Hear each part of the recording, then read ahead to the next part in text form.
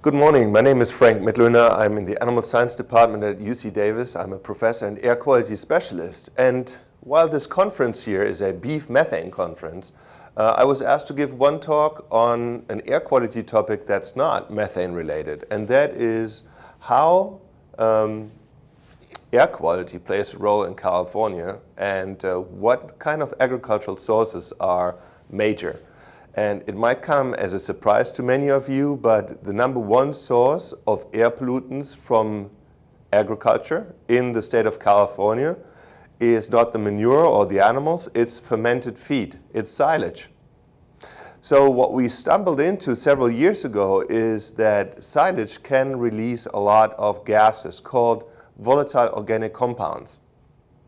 What we have known for a long time is that silages can have significant dry matter losses. If you ask a dairyman or any kind of livestock producer in California, in the western part of the United States, what their dry matter losses are, they will tell you 20–25%. If you ask the same question in Wisconsin or New York, they will tell you 10–15%.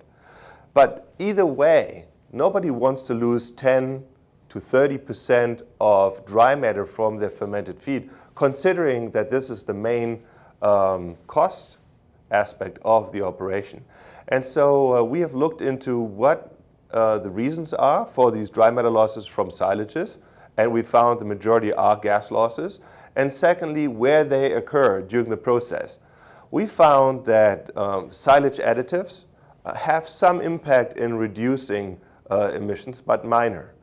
We also found that the actual storage type can have an impact. For example, if you use the very long silage bags with a relatively small face, then those silage bags have a lower rate of emissions than the very large piles that we typically have in a place like California. So storage is important. The other issue that is important is defacing, how you actually take the silage off the pile. And so a hydraulic defacer giving a clear cut has lower emissions than the approach of using a front-end loader and ripping a relatively crude face.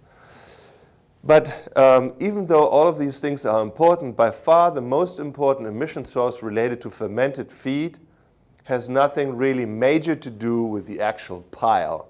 The main emissions associated with fermented feed start to occur when you take that feed and you put it in front of the cows. So when the feed lies in front of those cows for sometimes the whole day, that's when the majority of emissions, of gas emissions, occur. So our research will now go into the direction of how do we minimize the losses of fermented feed from the time it leaves the pile until the time it goes into the cow.